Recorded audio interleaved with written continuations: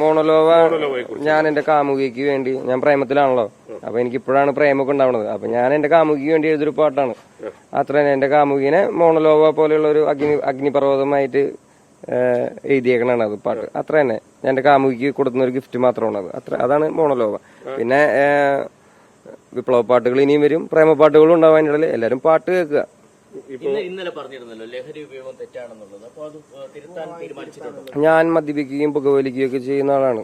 ഞാൻ ഇവിടെ ഗവൺമെന്റ് വെക്കുന്ന മദ്യമാണ് ഞാൻ വാങ്ങിക്കുടിക്കുന്നതും പുകവലിക്കുന്നതും ഒക്കെ. അപ്പൊ പിന്നെ ഇത് ഞാൻ അതുകൊണ്ടൊരു മോശപ്പെട്ട മനുഷ്യനാണോ എന്ന് എനിക്കറിയാൻ പാടില്ല. ആ സാധനം ഞാൻ കള്ളുകുടിക്കുകയും വലിക്കുകയൊക്കെ ചെയ്യുന്ന കാരണം എന്നെ കാണുന്ന കൊച്ചുമക്കളൊക്കെ ഇൻഫ്ലുവൻസ്ഡ് ആവുന്നുണ്ട്. അപ്പൊ എനിക്ക് ഒരു ഇതുള്ളത് ഈ മക്കൾ ഇൻഫ്ലുവൻസ് ആവുന്ന കാര്യം മാത്രമാണ്. അപ്പൊ അതിനെയാണ് ഞാൻ ഇന്നലെ പറഞ്ഞത്, എന്നെ കണ്ട് ആ കാര്യത്തിൽ എന്നെ കണ്ട് ഇൻഫ്ലുവൻസ് ആവരുത്. അത്ര തന്നെ എനിക്ക് പറയാനുള്ളത്. അതിനകത്ത്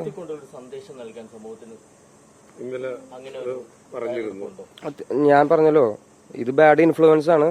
എന്നെ കണ്ട് ഇതാരും പഠിക്കരുത്. ഞാൻ പരമാവധി ശ്രമിക്കും എന്നെ തിരുത്താൻ. കള്ളുകൂടിയും പുകവലിയൊക്കെ നിർത്താൻ ഞാൻ ശ്രമിക്കട്ടെ. ഞാൻ ആ കാര്യം കൊണ്ട് ഞാൻ മോശപ്പെട്ട മനുഷ്യനാണോ എന്നുള്ളതൊക്കെ തീരുമാനിക്കേണ്ടത് നിങ്ങളാണ്, പൊതുസമൂഹമാണ്. കള്ളുകുടിക്കും പുകവലിക്കും കാരണം കൊണ്ട്. അപ്പൊ നിങ്ങൾ ദയവ് ചെയ്ത് എന്റെ കൊച്ചുമക്കളെ, ഞാൻ പുകവലിക്കും കള്ളുകുടിക്കും ചെയ്യുന്നുണ്ട്, നിങ്ങൾ അത് ഇൻഫ്ലുവൻസ് ആവാതിരിക്കുക. അത്ര തന്നെ. കേസിനെതിരെ വലിയ വിമർശനമാണ് ഇപ്പോൾ ഉയർന്നുകൊണ്ടിരിക്കുന്നത്. മന്ത്രി തന്നെ പരസ്യമായിട്ട് ഉദ്യോഗസ്ഥരെ തള്ളി പറയാണ്. അപ്പൊ ഈ ഘട്ടത്തില് എങ്ങനെയാണ് രണ്ട് നീതി എന്ന തരത്തിൽ വേടന്റെ പാട്ടുകൾ പോലെ തന്നെ വേടൻ പറയുന്ന കാര്യങ്ങൾ?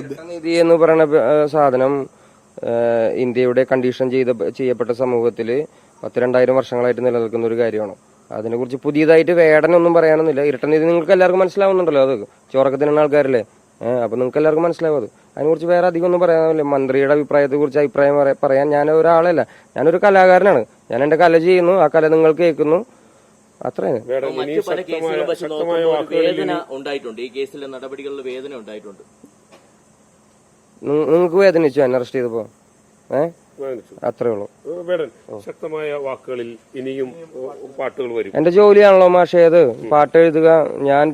ഞാൻ വേടൻ എന്ന് പറയുന്ന ഒരു വ്യക്തി ഒരു പൊതു സ്വത്താണ്. വേടൻ ഒരു കലാകാരൻ പൊതു സ്വത്താണ്. ഒരു കലാകാരൻ രാഷ്ട്രീയത്തെ കുറിച്ചും അവന്റെ ചുറ്റുപറ്റും നടക്കുന്ന കാര്യങ്ങളെ കുറിച്ച് സംസാരിക്കേണ്ട ആള് തന്നെയാണ്.